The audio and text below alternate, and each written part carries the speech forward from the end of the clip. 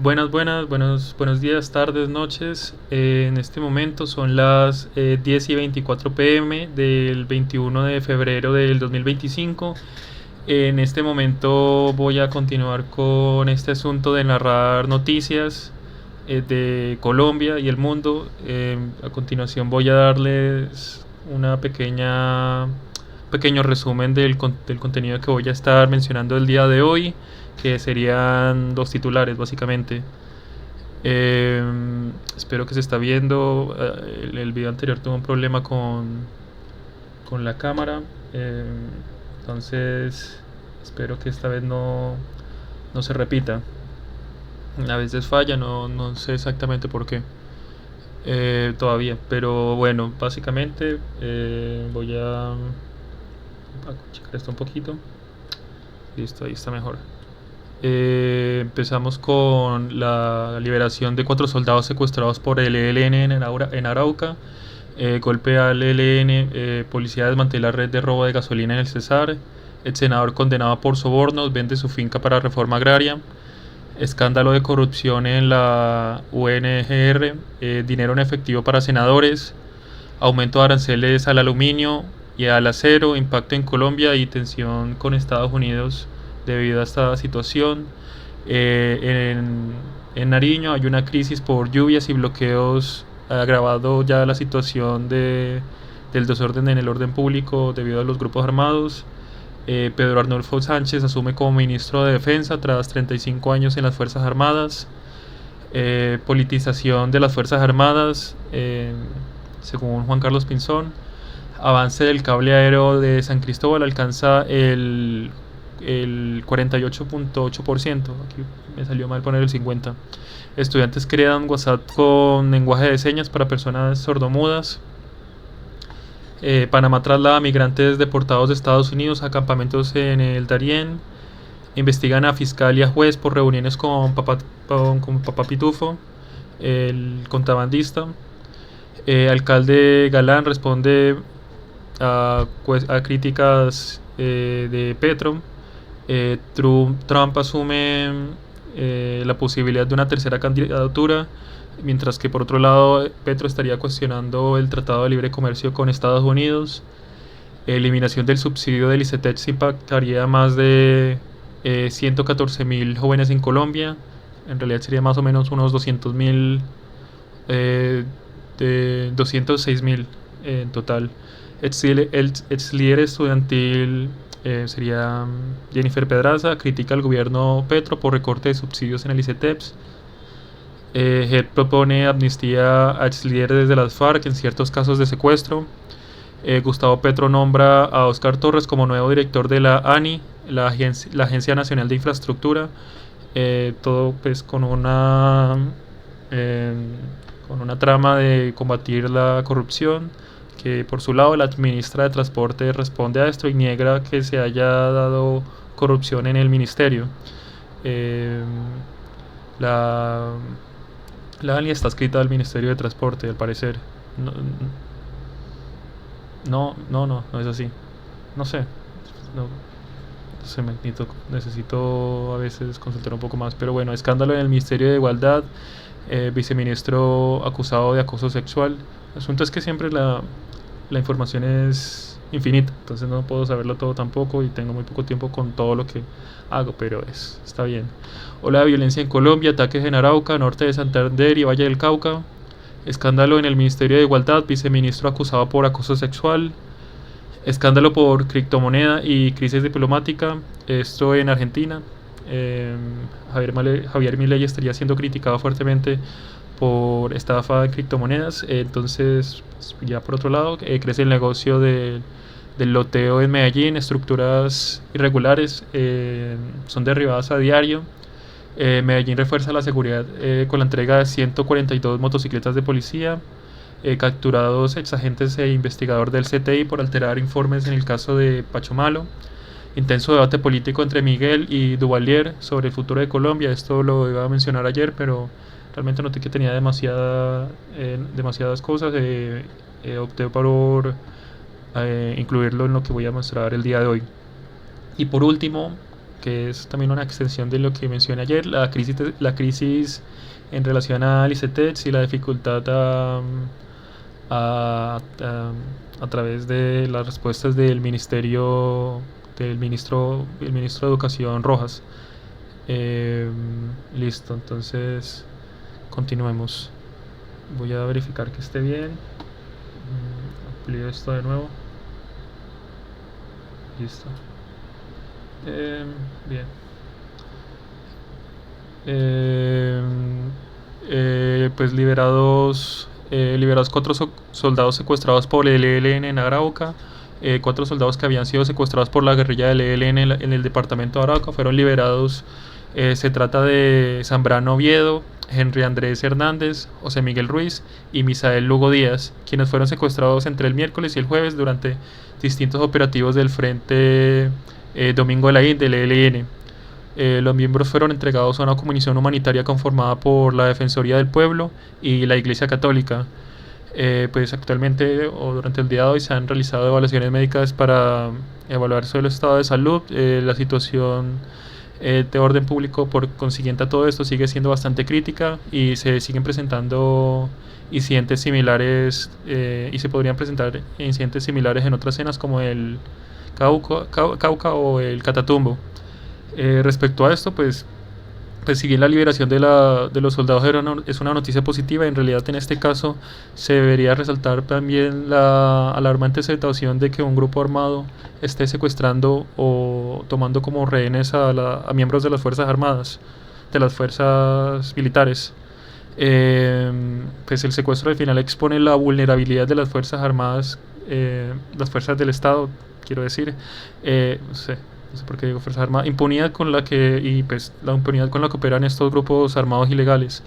La persistencia en este tipo de actividades pues siempre pone en duda la efectividad del diálogo que se presenta con estos grupos armados, y también pone en duda la capacidad del gobierno para garantizar la seguridad de toda la ciudadanía. Continúo. Golpe al ELN, policía desmantela red de gasolina en el Cesar. Las autoridades han asentado un duro golpe a las finanzas del ELN al desarmar una de las mayores redes de robo de gasolina en el país. En Aguachica, Cesar, la policía descubrió un centro de acopio clandestino donde el grupo guerrillero almacenaba combustible extraído ilegalmente de los oleoductos en el Cesar, en Santander y el norte de Santander. Pues el proceso de extracción se realizaba mediante perforación en los tubos de Ecopetrol.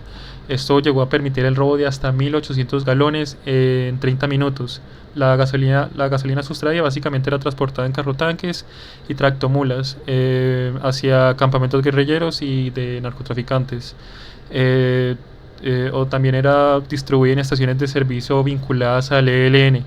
Se estima que esta actividad ilegal generaba rentas o beneficios de 10.000 millones de pesos anuales para la organización guerrillera. En el operativo fueron capturadas 9 personas, se incautaron 55.900 galones de hidrocarburos y se evitaron graves daños ambientales. El problema igual sigue latente. En lo que va del año se han reportado más o menos unos 5.000 robos de combustible, aproximadamente unos 1.500 millones de pesos, solo en lo que va del año. Por otro lado, viene el robo de hidrocarburos, no representa una fuente clave de la financiación para el ELN. Muestra, al igual que la noticia anterior, una falta de control estatal en puntos estratégicos. El operativo, a pesar de ser exitoso, debe ser persistente para poder demostrar, digamos que la forma en la que se puede reducir el impacto de estas organizaciones criminales. Hay bastante complicidad digamos que en el sector local o en las personas del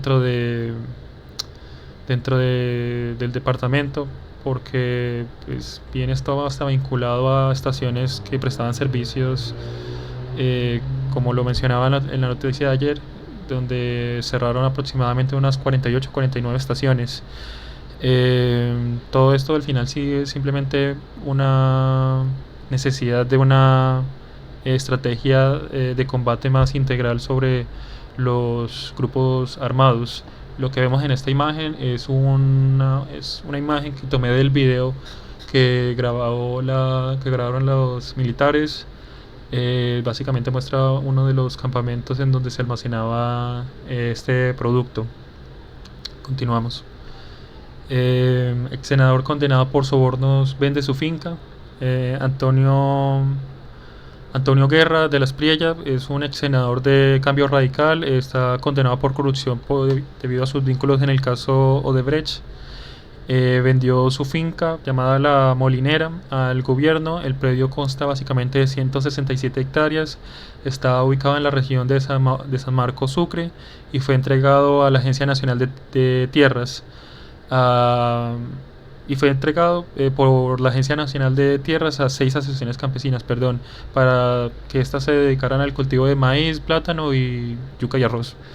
Guerra de las Priella fue condenado en el 2022 a 13 años de cárcel por tráfico de influencias, concierto para delinquir y enriquecimiento ilícito. La Corte Suprema recibió, según la Corte Suprema, este señor recibió millonarios sobornos para favorecer a Odebrecht en el proyecto de Ruta del Sol 2, presionando entonces al ministro de Hacienda Mauricio Cárdenas para garantizar el contrato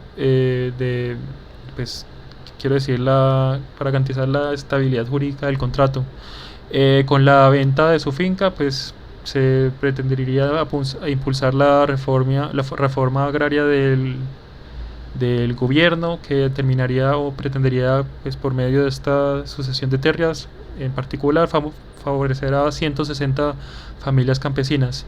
El Estado busca, por otro lado, por medio de esto, aumentar la producción de alimentos y mejorar las condiciones de vida de los campesinos del país. ¿Qué podemos decir respecto a esto? Que si bien la entrega de tierras puede interpretarse como, al igual que todo lo anterior, como un asunto positivo, en realidad no conocemos las intenciones reales de esta persona al hacerlo, y no se debe confundir una donación voluntaria a simplemente la venta. Son personas que aún a pesar de haber incurrido en hechos de corrupción, todavía mantienen negocios con el Estado. Este señor le acaba de vender, quién sabe por cuántos millones, su tierra al gobierno, cuando digamos que él mismo se ha visto favorecido en su patrimonio y se ha enriquecido de manera irregular, ilegal. Todo es al final, al parecer, una cuestión de imagen pública, pensaría. Por otro lado, no debemos pasar por alto que este ex senador, Antonio Guerra de la Espriella, es hermana de una también ex senadora del Centro Democrático. No recuerdo su nombre en este momento, pero es la persona que podemos ver en esta imagen, al lado de la de Antonio. Andrea, no estoy seguro de cómo se llamaba, ya lo olvidé. En fin, continuemos. Escándalo de corrupción en la UNGR, en la UNGRID, le dicen, creo. Se habrían estado repartiendo dinero en efectivo a senadores. En un nuevo capítulo de este escándalo de corrupción de la Unidad Nacional de Gestión de Riesgo, sale a la luz la revocación de un escrito de acusación por parte de la fiscal María Cristina Patiño. La investigación básicamente está señalando a altos funcionarios del gobierno de participar en el direccionamiento de contratos y la entrega de dinero en efectivo a congresistas.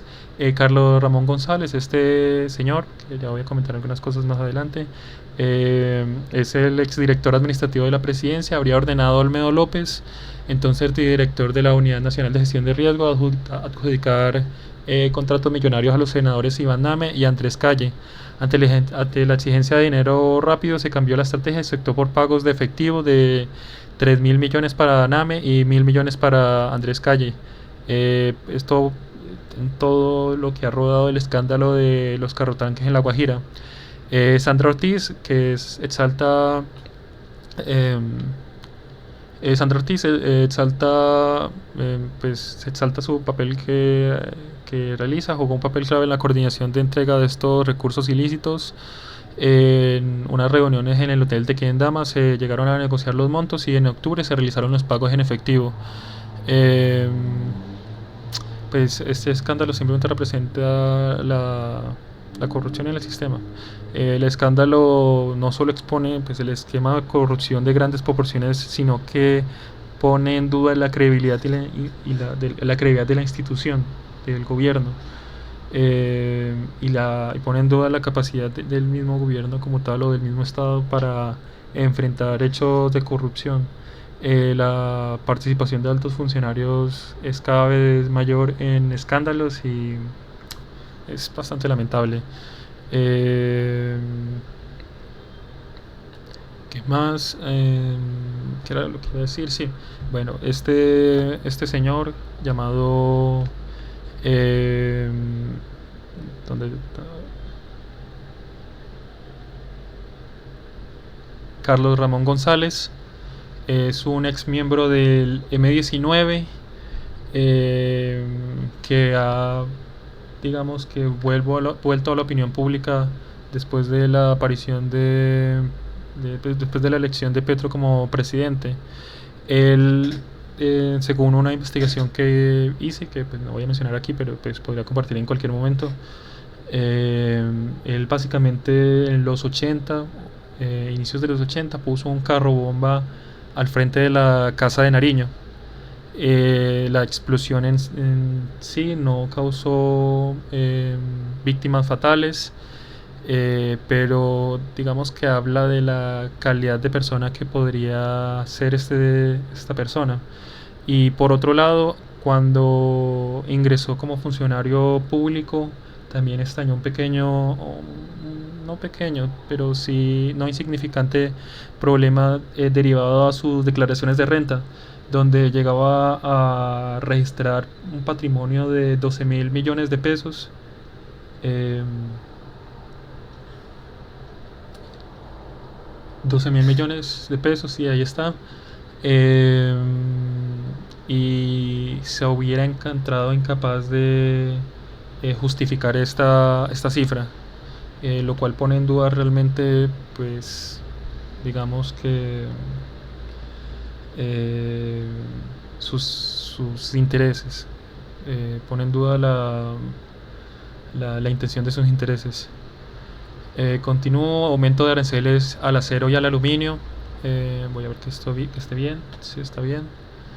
El gobierno de Estados Unidos anunció un aumento del 25% de los aranceles al acero y aluminio importados, eliminando excepciones previas. Esta medida, que retoma políticas impuestas por Donald Trump en el 2018, afectará a más de 200 empresas colombianas y pone en riesgo a miles de empleados de la industria del aluminio y del acero. El impacto directo en Colombia bien podría ser limitado por el volumen de exportaciones, pero no es insignificante. Esto podría generar efectos secundarios debido a la competencia en el mercado global. El gobierno pues está buscando excepciones, alegando que la industria local no representa una amenaza para la economía de Estados Unidos. La tensión entre ambos gobiernos ha aumentado constantemente. Ahora voy a mencionar otro detalle.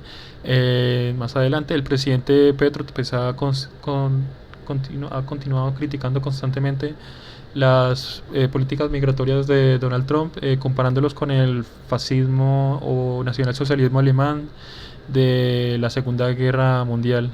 Petro, pues en esta situación, como recordaremos muchos, propuso el envío de cruceros para la llegada o el transporte de los migrantes. El embajador colombiano de Estados Unidos, Daniel García Peña, intentó minimizar el impacto de la política del aumento de aranceles. Asegura que la relación bilateral sigue en una buena coordinación. También negó que aparentemente se pretendería renegociar el Tratado de Libre Comercio con Estados Unidos. El aumento de acero y aluminio, pues es una muestra clara del proteccionismo al cual está tendiendo el gobierno de Donald Trump. Esto aparentemente no es seguro si podría fortalecer o no la economía de Estados Unidos, eh, pero eh, en un par de meses o en un par de años probablemente a través de los datos podremos saber la efectividad o no de estas políticas que también han resultado y han sido muy populares en China, por lo menos en lo que respecta a los monopolios tecnológicos. Eh, eh, si bien digamos que también por otro lado es válido cuestionar las políticas migratorias de Estados Unidos, la estrategia diplomática del presidente Petro, eh, pues al final lo que termina haciendo es aislar eh, y dividir las relaciones con pues, este vecino del norte. Continúo. Nariño en crisis de lluvias, bloqueos y violencia que se agrava cada vez más. Las intensas lluvias en el departamento de Nariño han afectado a más de 5.500 familias, especialmente en la costa pacífica el norte y el norte de la región. Los deslizamientos de tierra han bloqueado vías clave como la que conecta Pasto con Tumaco, mientras que las inundaciones en municipios como perdón, mientras que las inundaciones en municipios como Tumaco y Roberto Payán han dejado a miles de personas damnificadas. La crisis climática se está sumando a la crisis de violencia de los grupos armados cuyos enfrentamientos han generado bloqueos en el Nariño y en el Cauca, afectando gravemente la situación de seguridad de este departamento. La falta de conectividad pues lleva a que todo se tienda a una situación de vulnerabilidad extrema para toda la comunidad. Eh, el cabo, en un hecho trágico, por otro lado, el cabo Diego Armando Juan del Ejército Nacional perdió la vida al caer en un campo minado durante una operación en los Andes de Sotomayor. No estoy seguro, esto creo que también se me coló simplemente. No sé por qué no. Es una noticia que iba a incluir y borré. Se me atravesó. Pero bueno, ignorémoslo. Eh, Pedro Arnulfo Sánchez. Pedro Arnulfo Sánchez asume como ministro de Defensa tras 35 años en las fuerzas militares. El general Pedro Arnulfo Sánchez, tras una trayectoria de 35 años en la Fuerza Aeroespacial Colombiana, asumió como ministro de Defensa luego de su retiro del servicio activo. Quiero mostrarles un extracto, unas partes de la entrevista básicamente.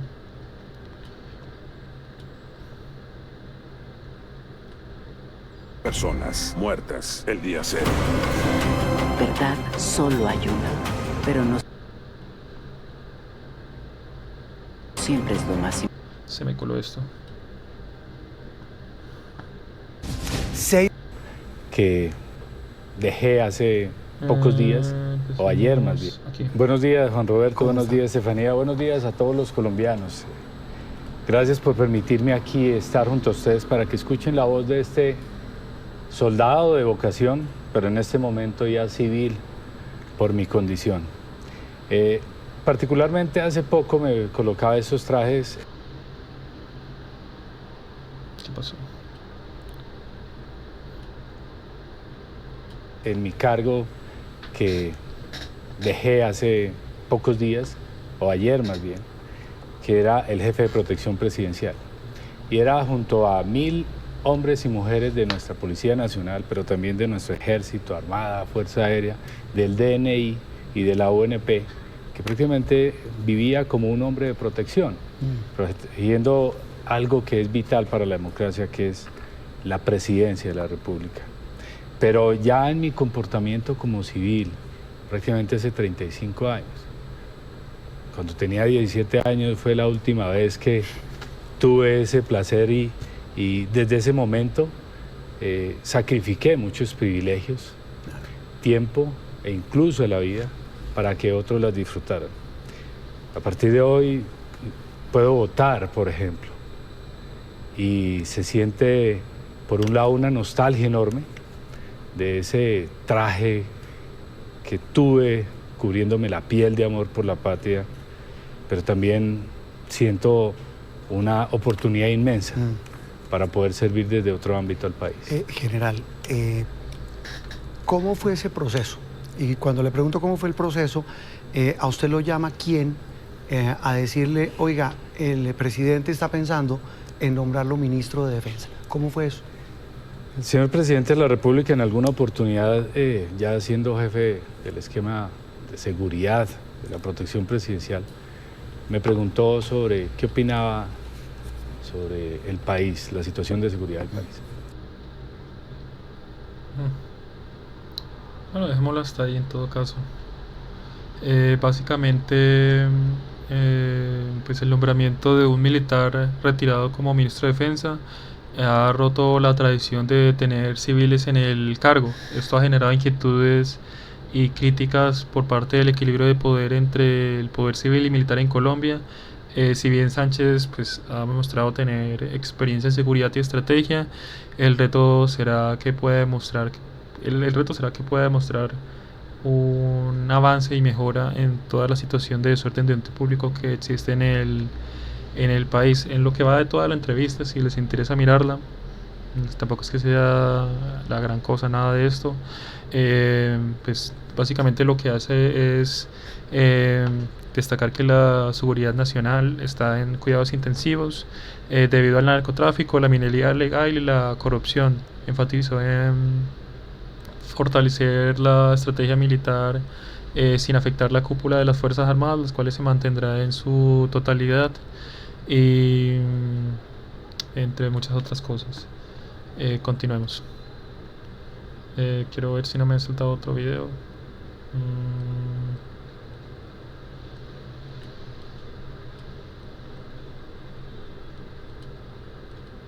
No estoy bien. Pensé que había algo antes.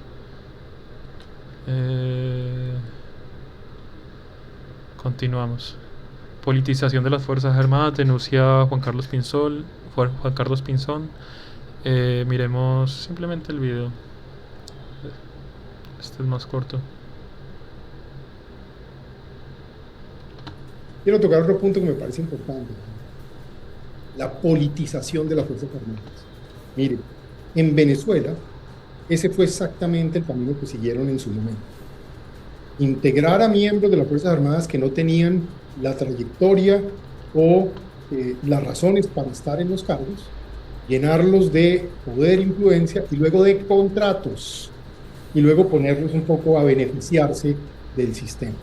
Más recientemente en México, en el periodo del presidente López Obrador, a las Fuerzas Armadas allí también les dieron un rol muy expansivo. Pero mire lo curioso, cuando eso ha ocurrido, se ha expandido la criminalidad. Venezuela llegó a ser uno de los países más violentos del mundo, Caracas la ciudad más violenta hace unos años, en el marco de esta situación, y México hoy es un país que prácticamente es controlado en varios estados por cuenta de la criminalidad de los carteles de la droga.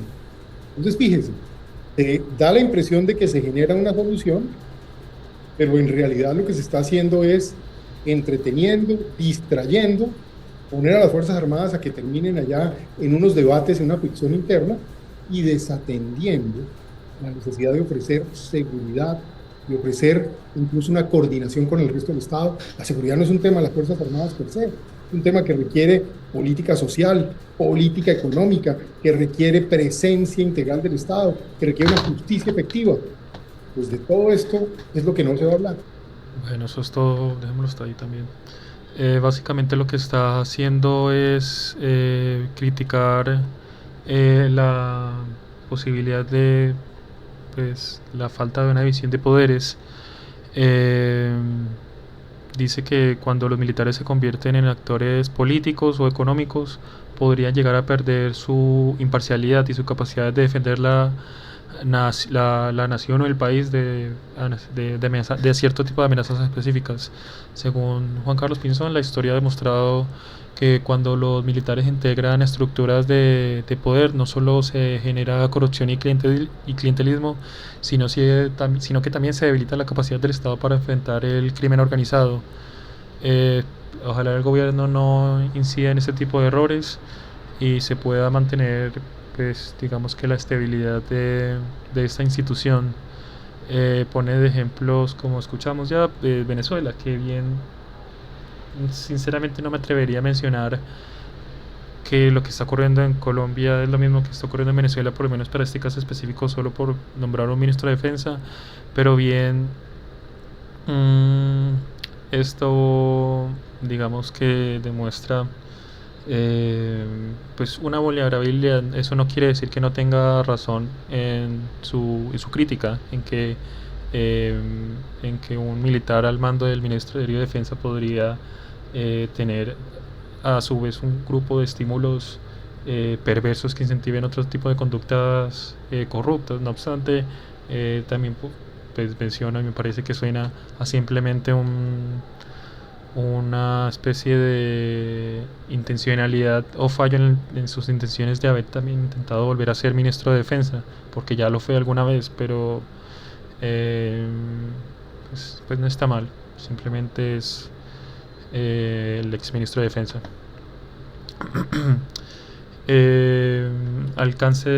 Avance en el cable aéreo de San Cristóbal, alcanza el 48.8%. El proyecto del cable aéreo de San Cristóbal, que beneficiaría a cerca de 500.000 habitantes del suroriente de Bogotá, avanza a buen ritmo. Ya ha superado el 48% y acercándose a un 50%. Se han instalado más de 21 torres de las previstas. Se espera que ya haya llegado a la mitad para abril. El director de la IDU, Orlando Molano, destacó que uno de los mayores retos ha sido la adquisición de predios, lo que ha ralentizado el proceso de algunas zonas. Sin embargo, se han logrado pues, avances bastante significativos. Se proyecta que el sistema esté en funcionamiento para el 2026. Y pues cuando esté abierto este cable aéreo, se predice que podría llegar a transportar unos 34.000 pasajeros diarios, mejorando obviamente y significativamente la movilidad y el transporte en varias zonas bastante congestionadas de la capital del país, de esta ciudad, de Bogotá. Que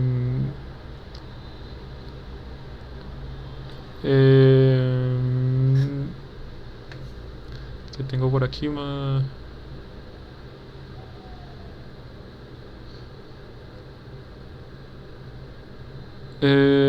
Bueno, también se llegó a mencionar que para evitar demoras innecesarias y sobrecostos, por lo menos lo ideal en este proyecto fue que se iniciara con al menos el 80% de los predios. Me pareció también un dato relevante. Tiene que ver con la ejecución de proyectos de infraestructura de gran magnitud, después de todo. Estudiantes, voy bastante lento. Estudiantes crean WhatsApp con lenguaje de señas. Un grupo de estudiantes de la Universidad de San Buenaventura en Bogotá ha desarrollado una innovadora aplicación de mensajería que permite la comunicación entre personas sordomudas y oyentes mediante el lenguaje de señas. Este proyecto busca mejorar la inclusión de la comunicación digital. La aplicación permite que una persona sorda escriba mensajes en lenguaje de señas y este se traduzca automáticamente a texto y audio para el receptor, para el oyente. Vamos a mirar una parte básicamente de... Estudiantes de la Universidad de San Buenaventura crearon el primer WhatsApp con lenguaje de señas.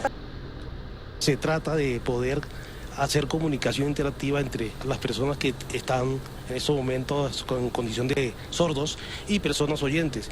La idea es poder hacer una comunicación interactiva donde ellos pueden participar en una clase, precisamente están hablando en la academia y el profesor puede interactuar con ellos directamente independientemente de la condición en que se encuentren, ¿sí?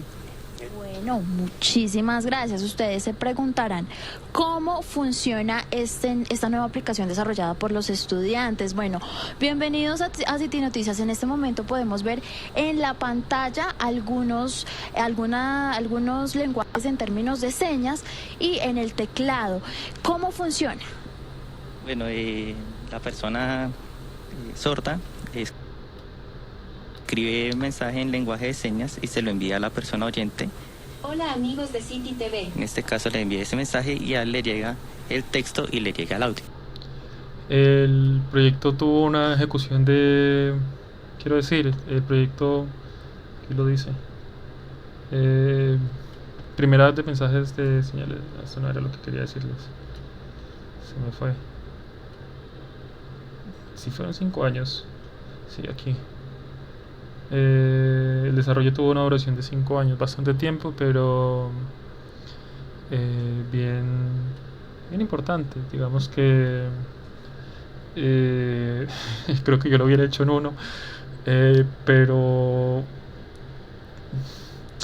o sea, todos estos proyectos deben promocionarse, no deben dejar de promocionarse, y ojalá estos chicos reciban más incentivos y ojalá algún tipo de premio para que puedan, digamos que seguir aportando a la comunidad. Continúo.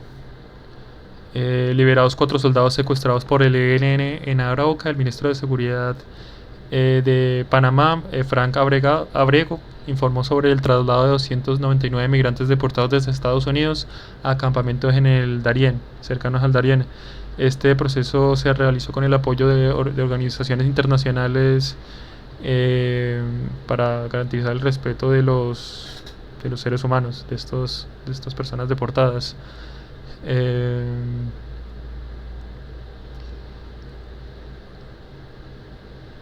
También se menciona que hay casos de migrantes que han solicitado ser trasladados a terceros países bajo la coordinación de algunos de estos organismos. Panamá ha declarado que se encuentra en un estado de emergencia debido a la gripe aviar, aunque este ministro ha llegado a evitar hacer comentarios respecto a esta situación. Por eso, entonces vemos que estas personas tienen tapabocas. Esto sería el hotel en donde algunos de ellos se encuentran. La vista a una de las ventanas en donde algunos de ellos se encuentran. Investigación a fiscal y juez por reuniones con Papá Pitufo. La Comisión Nacional de Disciplina Judicial ha compuesto copias para investigar a los funcionarios judiciales Paulo Javier Romero Julio, ex fiscal delegado ante la Corte Suprema, y Jorge Eliezer Hernández Polo, juez de la República, tras revelarse que ambos participaron en reuniones con Diego Marín, alias Papá Pitufo, líder de esta red de contrabando vinculada a la entrada de dineros, la campaña de Gustavo Petro. Los encuentros tuvieron lugar en un hotel de Cartagena en agosto del 2023. Esta es una imagen de las cámaras de seguridad del local, en donde se ven a los funcionarios y a este contrabandista. Por su parte, las investigaciones de todo esto al final podrían derivar en conclusiones y a procesos penales, dependiendo del tipo de los hallazgos que se den. Pues más allá de todo esto, es clave que estas indagaciones no resulten en sanciones menores, sino en algo significativo. Continúo. Liberados 4... No, aquí se me coló esta. Alcaldía Galán responde con calma y argumentos a críticas del presidente Petro. Esto tiene que ver con lo que había dicho ayer.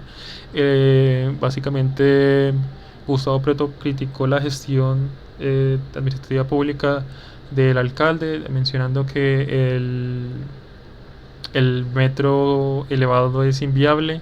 En respuesta, Galán publicó un video en el que responde de manera, digamos que mesurada y con datos a esta crítica del presidente. Galán desmintió la afirmación del mandatario sobre un posible desabastecimiento de agua para... criticó esta afirmación del mandatario que llegó a realizar debido a las condiciones de abastecimiento que se estuvieron presentando desde el 2024, aclarando que los embalses han mantenido niveles estables gracias a las medidas técnicas que aplicaron o adoptaron en su administración, y básicamente invitó al presidente a visitar las obras.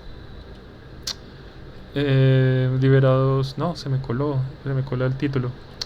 Esto es, Trump insinúa la posibilidad de un tercer mandato y Petro cuestiona tratado de libre comercio.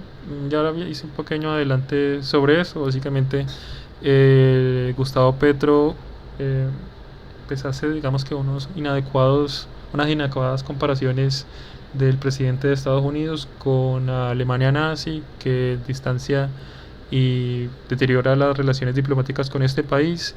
Y por otro lado, Donald Trump, pues en tantas de las ruedas de prensa que realiza, llegó a mencionar pues la posibilidad de un tercer mandato. Crisis en el ICETEX. ¿Por qué falta tanto? Y ya voy casi en una hora. El ICETEX ha eliminado el subsidio a estudiantes, lo cual ha aumentado la tasa de interés en los becarios. Esto estaría afectando aproximadamente unos 2.600 jóvenes, lo que ha generado, pues todo esto lo que genera un incremento en el pago de entre un 10 y 50%. Según esto, además, solo se han entregado 10.000 de los 64.000 nuevos créditos prometidos para el 2025, y se han suspendido los subsidios de manutención que ayudaban a estos 200.000 estudiantes a cubrir sus gastos. El tema ha sido de pronto uno de los más críticos dentro del gobierno Petro, porque una de sus mayores estrategias de campaña fue la condonación de deudas de educación universitaria para una educación gratuita. Todo esto se justifica pues con los recortes. Quiero decir, todos estos recortes al final se han estado justificando por medio de la crisis financiera que atraviesa el gobierno, y responsabiliza a la no aprobación a la falta de aprobación de la reforma tributaria que fue presentada en los últimos meses del año pasado. También quiero mostrarles más adelante una respuesta del ministro de Educación sobre este tema. Al final simplemente todo esto revela una falta de evidencia, una falta de planeación y coherencia en la política del gobierno Petro, que pues llegó al poder al final con un fuerte apoyo estudiantil, prometiendo una educación universitaria más accesible y bastantes alivios financieros, pero terminó haciendo todo lo contrario, recortando estos subsidios, pues todo con la base de argumentar una falta de recursos, aun cuando muchos del dinero del año pasado todavía se encuentra sin ejecutar. ¿Qué más? Entonces, continúo. Liberados, ¿no? Ex líder estudiantil critica al gobierno Petro por recorte de subsidios. Jennifer Pedraza. Yo uso un pequeño paréntesis. Yo pues tengo que usar un texto para no tener que agregar la fuente del texto cada vez que edito estas plantillas. Entonces aquí pues estaba el texto de la primera, que era el que replicaba y duplicaba, y pues simplemente olvidé cambiar los títulos, por eso está ahí que fue el de la primera diapositiva. Jennifer Pedraza, congresista, expresó su decepción con el gobierno de Gustavo Petro tras la eliminación de los subsidios que reducían la tasa de interés de los créditos del ICETEX. Pedraza recordó que Petro prometió la condonación de deudas y mejora de la educación, pero toma decisiones que afectan directamente a los estudiantes de estratos bajos y medios, donde pues el 80-90% de los estudiantes que reciben beneficios a través del ICETEX se encuentran en los estratos 1, 2 y 3. Insistió que la financiación de la educación pública y los subsidios de los créditos no deberían ser excluyentes, ya que ambos son necesarios para garantizar el acceso a la educación superior. Finalmente, pues lo que está haciendo es demostrar su oposición a la desaparición del ICETEX, señalando que su eliminación no solo obligaría a los estudiantes y limitaría a los estudiantes en cuanto a su acceso a crédito, pues solamente se encontrarían con la alternativa de recurrir a la banca privada, que tiene unos intereses más altos incluso. Entonces, pues básicamente exige que se garantice por medio de una reforma las garantías a todos los estudiantes. Quería mostrar parte del video, creo que voy a simplemente poner una parte.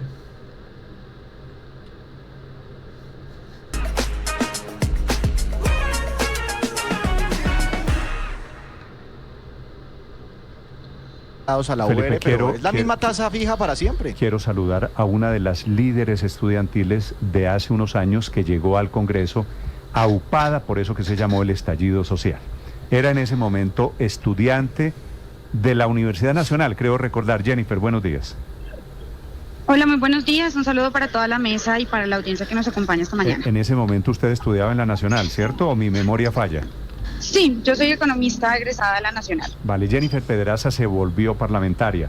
¿Qué opinión, qué impresión tiene usted, Jennifer, sobre lo que está pasando hoy con el ICETEX, teniendo en cuenta de dónde viene usted y teniendo en cuenta lo que significó ese movimiento estudiantil? Claro, lo primero que hay que plantear es que esta discusión la tenemos que evaluar a la luz de lo que prometió el presidente Gustavo Petro en campaña. El presidente Gustavo Petro prometió condonación de los créditos educativos del ICETEX, así como un agresivo plan de salvamentos para rescatar a la juventud altamente endeudada. Por eso es que es completamente incoherente que su gobierno decida desmontar unos subsidios que apenas representan anualmente el 6% del presupuesto de inversión del Ministerio de Educación.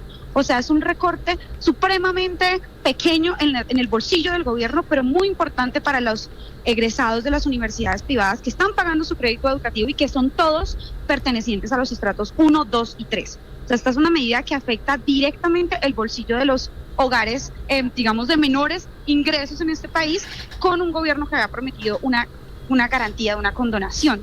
Yo no estoy de acuerdo con que planteen una disyuntiva entre la financiación de la educación pública y la posibilidad de ofrecer subsidios a las tasas de interés de los créditos educativos, porque estas deben ser herramientas complementarias si de verdad consideramos que la educación es un derecho fundamental. Por ejemplo, en el 2018, cuando estábamos en movilizaciones, las que ha recordado Néstor, luchamos por una financiación plena para las universidades públicas por su... Bueno, continúo.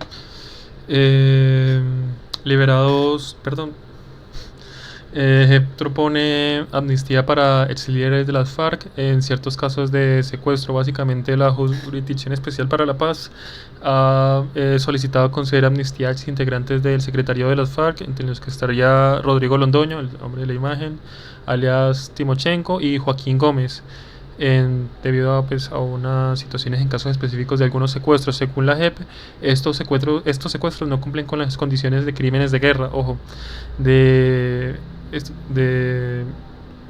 estos secuestros no cumplen con las condiciones de crímenes de guerra, de toma de rehenes, sino que se tratan de aprehensiones de combatientes en operaciones militares. Ojo lo que está diciendo. Los casos clave incluyen la toma de las delicias en 1996, donde 60 militares fueron secuestrados, y la toma del Patascoy en 1997, donde 18 militares fueron retenidos y 16 liberados unilateralmente.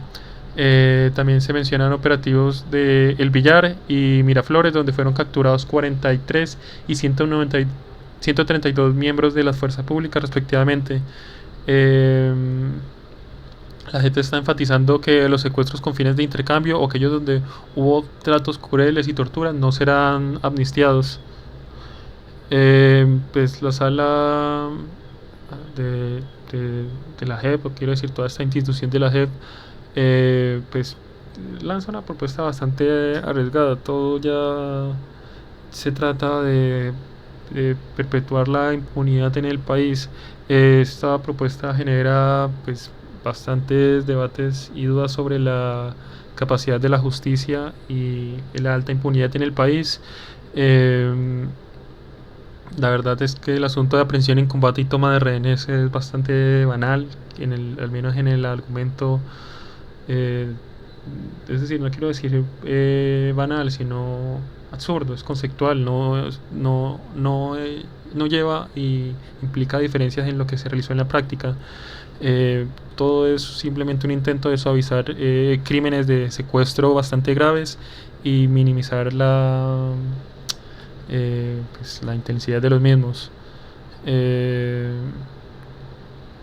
Pues todo simplemente se interpreta como una traición a la ciudadanía, por supuesto. Continúo. Gustavo Petro nombra nuevo director de la ANI. el presidente ha designado a Óscar Torres como nuevo director de la Agencia Nacional de Infraestructura, ANI, tras la renuncia de Francisco Espinal el pasado 14 de febrero. Dice, he decidido poner como director de la ANI a Óscar Torres de Cartagena. Espero que una ANI vigilante de los proyectos de concesiones viales de su cumplimiento, que saquen adelante la vía de 2 calzadas hacia el sur, única vía que nos comunica con toda Sudamérica. Espero que se barra con toda la corrupción del interior del Ministerio de Transporte. Óscar Torres es un economista y postdoctorado en economía, destacado por su trayectoria en los sectores empresarial, ejecutivo y público, dice el presidente. Y pues por otro lado, entonces, debido a esto, la exministra de Transporte respondió a estas críticas de Petro y negó la corrupción en el ministerio.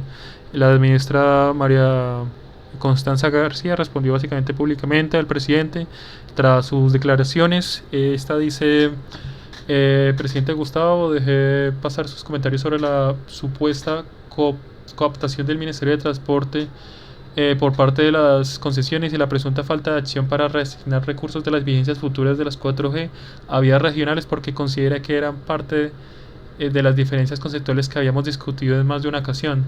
Sin embargo, cuando usted afirma que la nueva presidencia de la ANI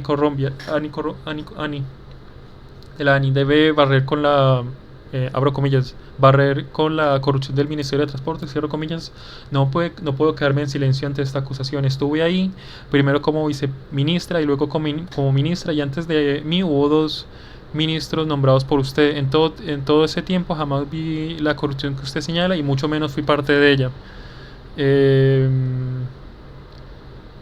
Pues las declaraciones del presidente sobre la administración, sobre la corrupción en el Ministerio de Transporte, al final simplemente se suma toda esta pequeña o gran lista de diferencias dentro del mismo gobierno, donde los exministros han persistido en críticas a las decisiones, a la toma de decisiones que ha realizado el presidente. Continúo. Esos títulos están horribles.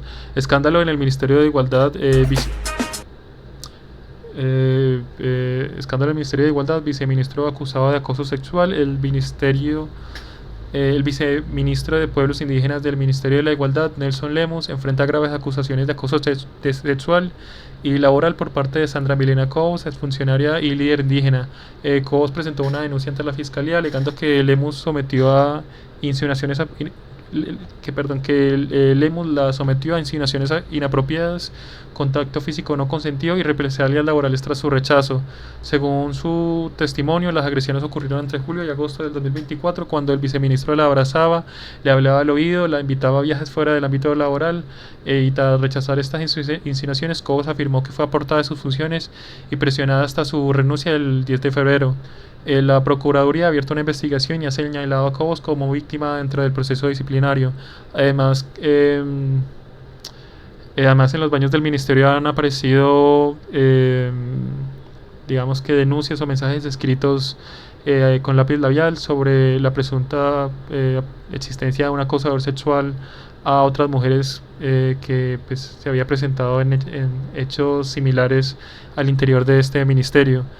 El Ministerio de la Igualdad, encabezado por Francia Márquez, aseguró que ha activado los protocolos correspondientes y que será la Procuraduría la encargada de tomar acciones disciplinarias. A pesar de estas denuncias, Nelson Lemus sigue en su cargo, que pues con todo lo que va a implicar al caso, pues simplemente envía un mensaje contradictorio de cuáles son los compromisos que tiene el gobierno en cuanto a la protección de las mujeres y de sus derechos. Podemos tal vez mostrar una...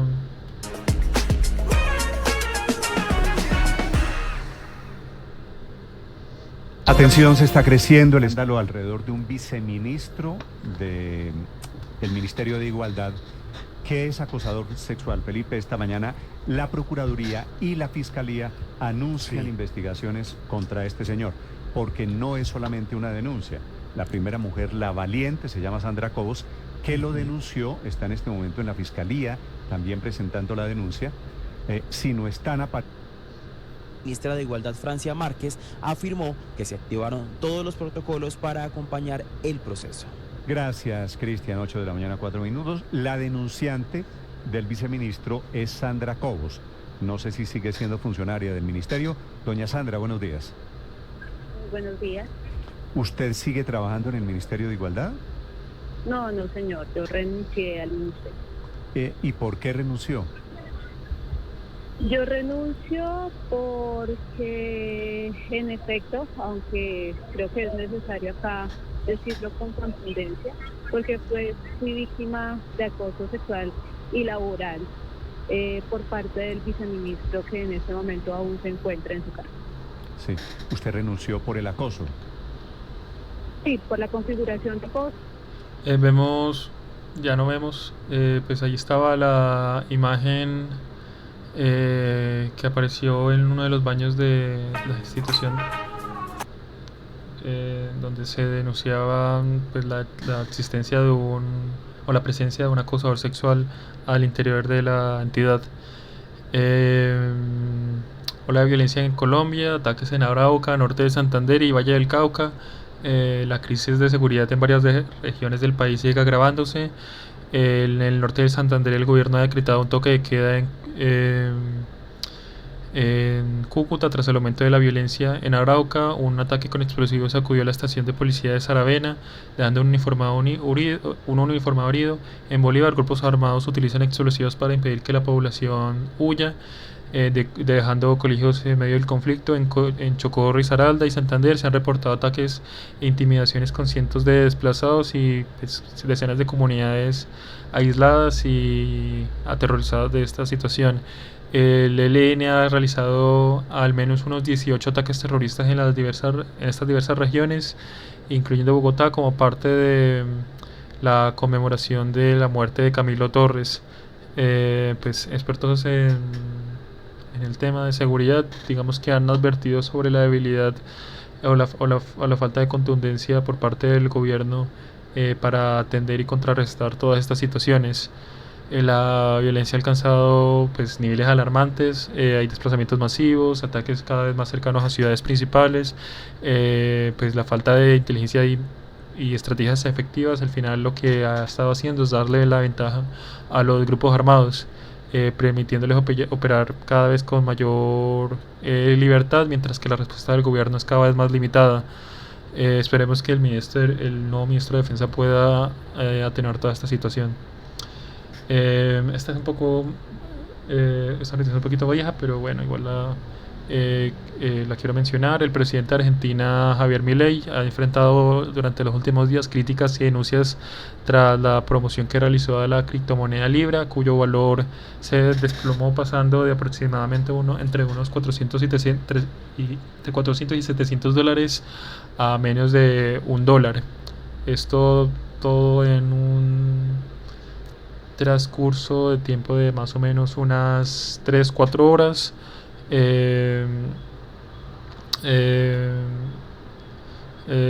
Pues su hermana y otros funcionarios cercanos están bajo investigación por posibles conflictos de interés.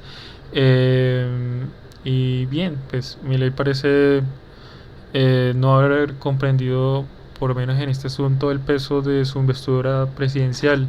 La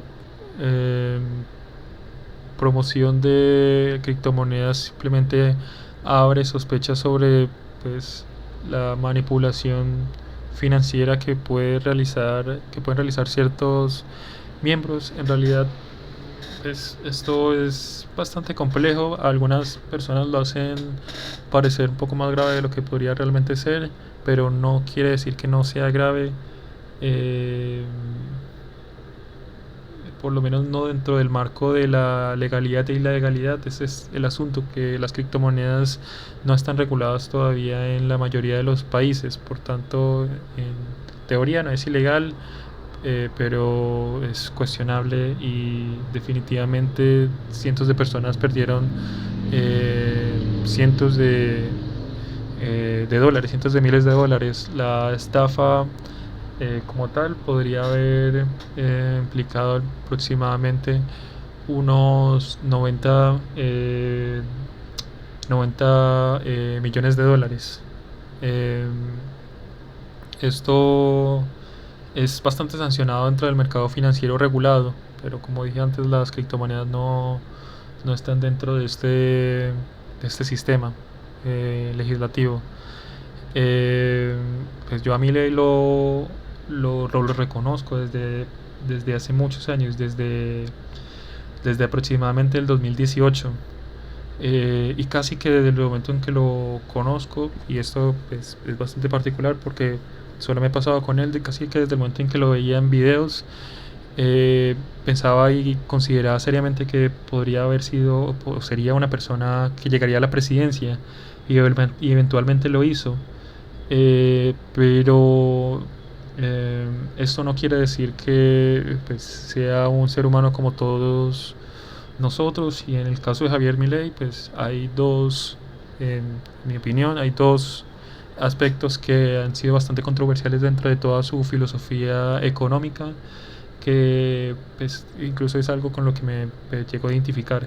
El asunto, pues por lo que digo que podría ser cuestionable, es sobre sus medidas o ideas durante la pandemia, donde básicamente negaba el confinamiento. Eso fue, digamos, que la primera vez que veía que fallaba o estaba en un limbo extraño sobre la efectividad de sus políticas, y este sería el segundo escándalo que encuentro bastante problemático.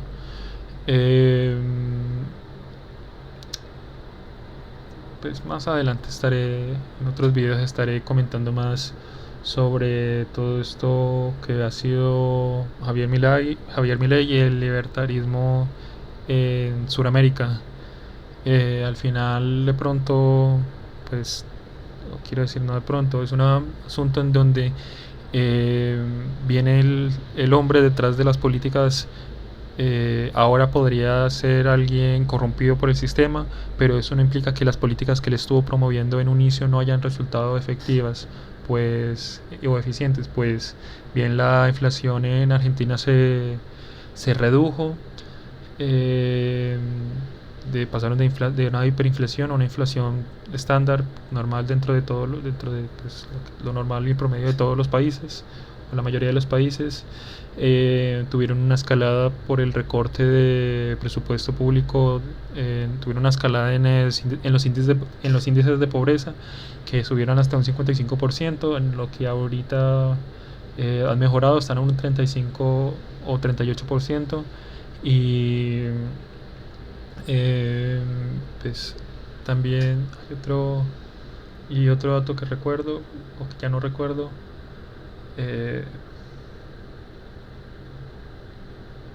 Inflación, pobreza, Producto Interno Bruto, y también según el Banco Mundial el crecimiento del Producto Interno Bruto para Argentina podría ser del 5% para el 2025. Pues bastante alto, considerando que en este 5% podría crecer lo que ha crecido Colombia en los últimos 2-3 años. Simplemente eso, lo que muchos estábamos viendo en él, que era la posibilidad de evaluar la eficiencia de las políticas públicas que expone libertarismo y todos sus autores a través de la escuela austríaca. En fin, continúo. Crece el negocio ilegal de loteo en Medellín. Estructuras irregulares estarían siendo derribadas a diario. En Medellín, las bandas criminales se lucran vendiendo lotes ilegales desde los 20 millones de pesos, aprovechándose de la necesidad de vivienda de muchas personas. Los compradores en muchos casos recurren a préstamos informales, como los famosos gota a gota, para pagar sus terrenos y construcciones. Debido a este fenómeno, la Secretaría de Gestión y Control Territorial ha derribado hasta, pues aquí vemos la cantidad de estructuras ilegales, unas 33 en San Cristóbal, unas 3 en Manrique, 15 en Villahermosa, 15 en Santa Elena, 35 en Altavista, 13 en San Antonio de Prado. En lo que va del año se han realizado unas 666 intervenciones, recuperando alrededor de 400 metros cuadrados de terrenos invadidos. 400 metros cuadrados en realidad no es tanto. Es bastante impresionante que todas estas personas estén hacinadas en un espacio tan pequeño. Al final, el crecimiento del loteo ilegal pues expone una consecuencia de la falta de acceso a la vivienda, a la falta de acceso a una vivienda digna, por las falencias del gobierno en reducir costos de vivienda. El problema de fondo sigue sin resolverse, al final seguirá sin resolverse. Al final, la oferta de vivienda formal es insuficiente para la demanda. Además, la presencia de bandas criminales simplemente pues aumenta y muestra la debilidad del Estado en regular ciertos espacios específicos del departamento o de pues ya lo que sería el interior de la ciudad. Por otro lado, Medellín refuerza seguridad con la entrega de 142 motocicletas de la policía.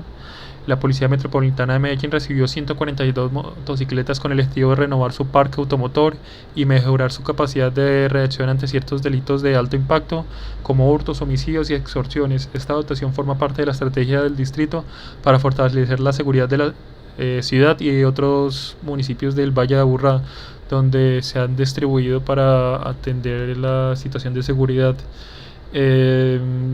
Saben, yo recuerdo alguna vez que estuve mirando este asunto de la importación de motos de policía. Acabamos de comprar, creo que son de Japón, ya no recuerdo la marca. Acaban básicamente de comprar 142 motos. Creo que en cierto momento el Estado debe replantear la posibilidad de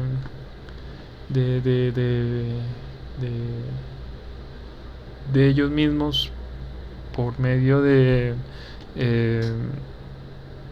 digamos que una relación y incentivos al sector privado, pues ya hace falta que se produzcan vehículos nacionales, vehículos con marca nacional, no necesariamente completamente públicos, pero qué concesionario, qué marca de autos en el mundo ha sobrevivido sin recibir financiación estatal. Ninguna, absolutamente ninguna. Tesla incluso recibe millones de dólares, y todas en Europa reciben, todas las marcas de vehículos en Europa reciben millones de dólares o de euros, para su caso. Bien, pues eso. Ojalá algún día se produzcan o la policía tenga el orgullo de decir que maneja una motocicleta hecha por la misma institución, producida por la misma institución.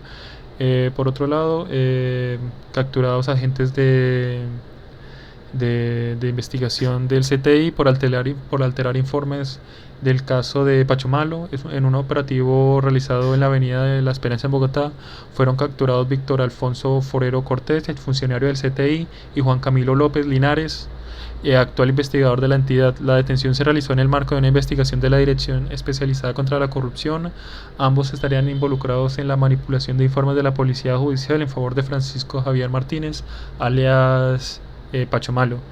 Básicamente los funcionarios del CTI investigados hubieran facilitado el ingreso de contrabando en el puerto de Buenaventura.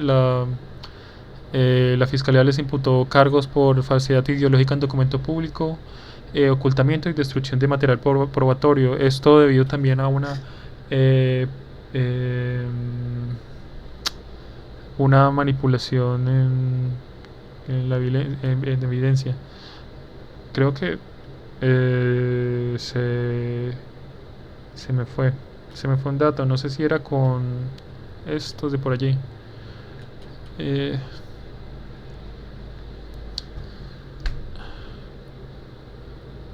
Estos son los que están vinculados a contrabando.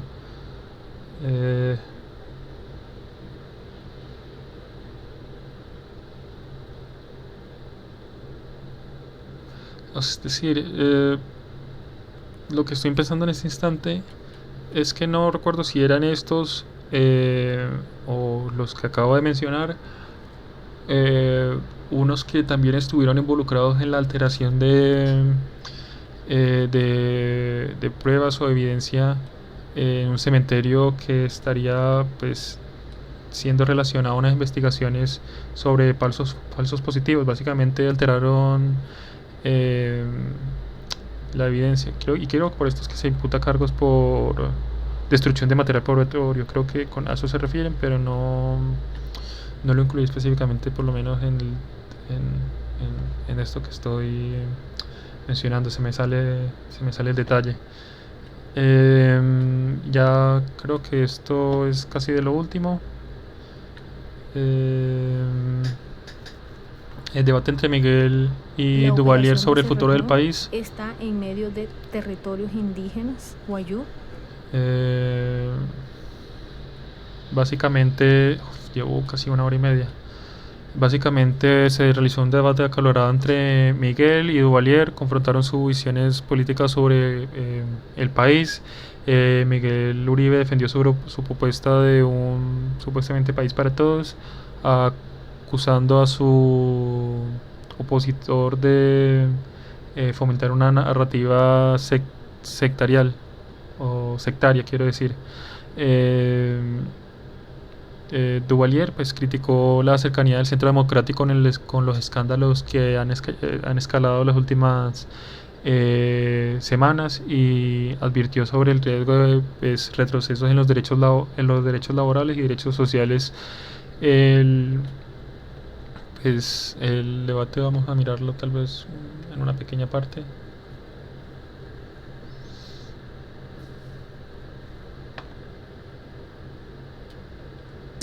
Pues yo lo que diría a Duvalier es que, pues, primero examine lo que han hecho, que examine lo que hoy representa, porque ese cuento de que son alternativos y de que no han gobernado y de que el pasado y tal, pues no es otra cosa que caer en unas narrativas que además ya este mismo gobierno ha desmentido. Entonces, pues, el tema central es: mi propuesta para el futuro de Colombia incluye a todos los colombianos. A diferencia de la manera en la que Duvalier de manera sectaria divide a los colombianos, yo creo en un país para todos los colombianos.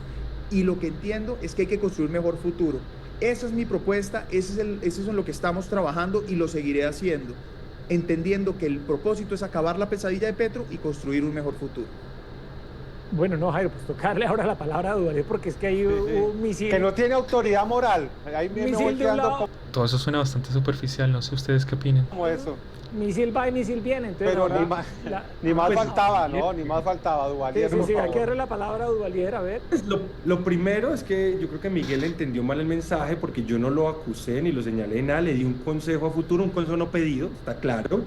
Él lo tomó, digamos, como si hubiese sido un señalamiento, pero no fue así, digamos. Yo creo que él está muy cerca, es decir, en el Centro Democrático siempre se está muy cerca de una ilegalidad, de un aliado que termina en la parapolítica, porque ahí él dice, vuelve la seguridad, pero digamos, uno le surge de una, cuando uno ve Miguel Uribe Grande, vuelve la seguridad, pues uno sí siente cierto temor de que vuelva la parapolítica, la yidis política, la ñeñe política, la estigmatización a los profesores, la estigmatización a las comunidades, la estigmatización a la movilidad social, la reducción de derechos sociales ganados. Todos estos, digamos, los derechos que han ganado las personas en la reforma laboral, en la reforma pensional, digamos, se reduzcan. ¿Por qué? Porque se crea que en este país la gente es pobre porque quiere o porque no trabaja. Que en este país, pues la gente básicamente no necesita de que el Estado garantice unos derechos. Por ahí decían hace años que se requieren en promedio unas 11 generaciones para salir de la pobreza en Colombia. Esa es un poco la discusión. Por supuesto también necesita seguridad. Solo un tonto reconocería que no quiere vivir tranquilo y en un país en paz. Pero, de nuevo, yo lo único que hice fue... En fin, continuemos. Ya por último, crisis en el CETEX y pues, en toda la educación pública universitaria. El ministro Rojas ha explicado entonces en una entrevista, o ha intentado explicar en una entrevista en la W Radio su posición respecto al tema. Pues básicamente está en la entrevista señalando la falta de, quiero decir, acusando la falta de financiación, responsabilizando la falta de financiación como causantes del desfinanciamiento de la educación. Bueno, simplemente veámoslo. Señor ministro Rojas, ministro de la cartera de Educación, buenos días. Muy buenos días, Julio, para usted y todos los oyentes. Ministro, ¿qué le puede decir usted a esos 327.000 estudiantes? Bueno, Julio, creía que íbamos a hablar de la reforma de la Ley 30, pero escuchando un poco el final de la última entrevista, debo decir que el señor presidente del ICETEX, el doctor Álvaro Urquijo, con quien ayer sostuve reunión para que entender un poco la situación que está viviendo el ICETEX frente a todo esto que empezó a emerger con las cartas enviadas a los deudores. Se emitió ayer un comunicado que fue colgado en las redes del ICETEX. El presidente del ICETEX me ha dicho que efectivamente, producto de la no aprobación de la ley de financiamiento, tienen situaciones presupuestales difíciles para cubrir el subsidio a la tasa. El Ministerio de Educación Nacional ha hecho los giros presupuestales con total cumplimiento al ICETEX, en cumplimiento de la ley de presupuesto y del presupuesto general de la Nación. Sin embargo, el señor presidente del ICETEX me informa que se ha reunido con las instituciones de educación superior y también ha entrado en un diálogo con el Ministerio de Hacienda y por supuesto con el Ministerio de Educación para solventar financieramente el déficit presupuestal que existe para cubrir la tasa.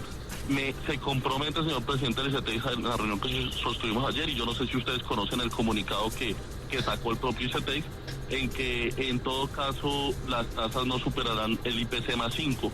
Entonces pues valdría la pena de pronto indagar en el ICETEX con mayor profundidad lo que le estoy comentando, que es producto pues de la conversación que tuvimos ayer y el comunicado que emitieron desde el ICETEX. Pero ministro, vámonos a un ejemplo. Supongamos que usted es estudiante. Mire este recibo que estoy viendo acá del ICETEX. A un estudiante le llegó el recibo el mes pasado por 1.004.642. El nuevo recibo es por 1.508.000. Estamos hablando de 500.000 pesos más. Si usted fuera estudiante y recibe este nuevo recibo del ICETEX, ¿cuál sería su reacción? No, pues la reacción, mire, yo fui estudiante del ICETEX, víctima del ICETEX, y no solamente tuve ese tipo de abusos, sino que cuando conseguí mi primer empleo después de ser profesional, me embargaron el sueldo. La deuda del ICETEX es abusiva. Someter a los estudiantes a la deuda para entrar a la educación superior no es garantía del derecho. Estamos en desacuerdo con eso. Por eso el fortalecimiento de la educación pública superior, gratuita y de calidad. Porque no. Bueno, pues cuando él fue estudiante fue víctima de ese mismo tipo de abusos que ahora él replica y somete a estudiantes. Sobre esa lógica es la que ha llegado a este gobierno. Este es tal vez uno de los videos, creo que es el video más largo definitivamente que he hecho. Espero que les haya gustado. No olviden suscribirse, no olviden darle like para pues poder continuar con todo esto. Y pues me estoy replanteando en este instante tal vez la posibilidad de hacer unos videos, quiero decir, no hacer un único video tan extenso, sino hacer varios durante el día, para que así la información esté un poco más distribuida adecuadamente al contenido que publico. Como dije, entonces eso es todo por ahora. Mañana nos estaríamos viendo de nuevo con otro video. Espero que les haya gustado. Suscríbanse. Adiós.